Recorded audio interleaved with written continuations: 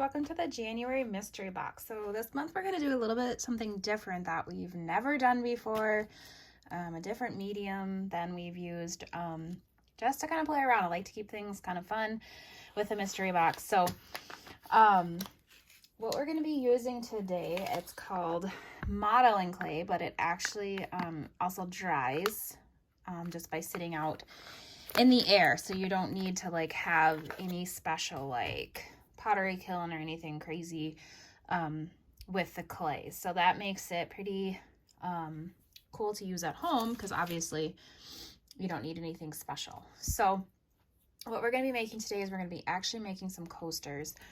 So kind of what you're going to want to grab before we start, you're going to have some wax paper in there. You're going to have your clay. One of the big things with the clay is obviously it dries in the air. So make sure if you open it up to look at it or you don't use it all that you cinch it up really good in your bag so that it doesn't dry out, because obviously that's what it's made to do. And then another thing you might want to grab too is some sort of something to flatten it. I'm just using just like a junky plastic plate that we have in the cupboard. And then I grabbed a cup. This can just be used to make that circle. If you've got like a circle cookie cutter, you have something else you want to use, feel free to grab that as well. But that's just what I'm using. So what you're going to do is you're going to have your little clay balls kind of spread out in your bag. So I'm going to have them clumped together for you. If they clump together, that's fine. It's kind of like using cookie dough to, you're going to like press it out and then you're going to have excess. So you can always just keep building. So the first thing I did was I just move this so I don't hit you guys. Just going to try to get a good even press. I just want to get enough pressed out so that I can put the cup on there to press out the circle. One of the other things you want to do too is you kind of want it to be as evenly width as you can. Obviously, it's probably not going to be perfect, but just try your best to kind of get an even width. And then once you have enough there to get that circle. So once you have enough to get that circle, you can grab that cup or whatever you're using to get that circular cut. And then I just pressed it down and then I just pulled off that.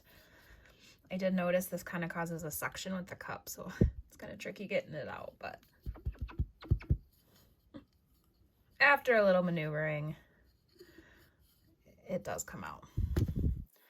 And then when you get it out, you might have some of the edging that you're going to need to just work around to just kind of get rid of that roughness.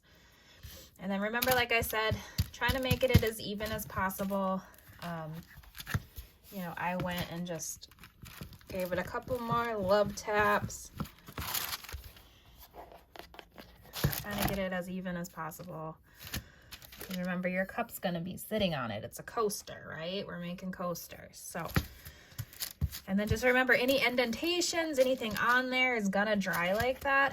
If you want to put indentations, so maybe you want to do something artsy or way more artsy than me, feel free. I just want as flat a surface as I can get at this point is what my goal is. All right, so once you've got your coasters the way you want them, just find a nice spot for them. Obviously make sure they're in like a warmer spot, like in your house. Like don't stick these out in your unheated garage or anything. They're not going to dry.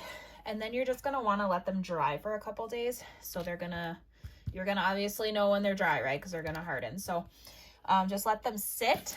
And then once they're hardened, we'll move on to the next step. All right, so once you know everything is like super dry, like your clay is good to go, like you'll be able to know, like it's gonna change colors, it's gonna be solid.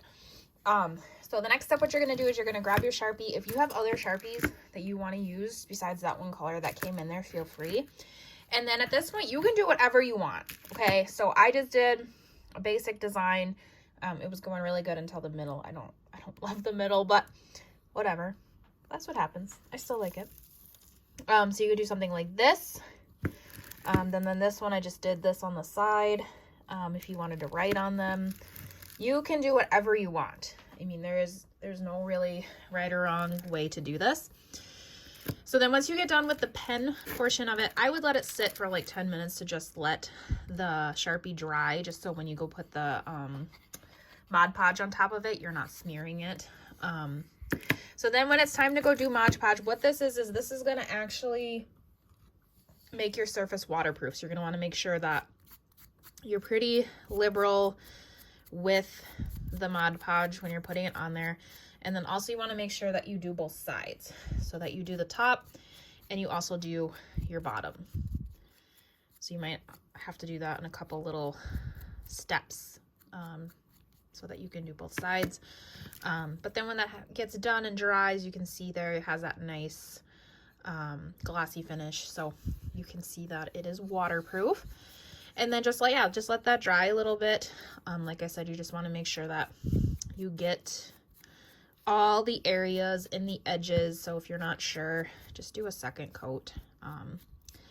And then once that's dry, you're ready to go. So make sure that you take some pictures. I would love to see what designs you guys picked and what you guys used to make on your coasters.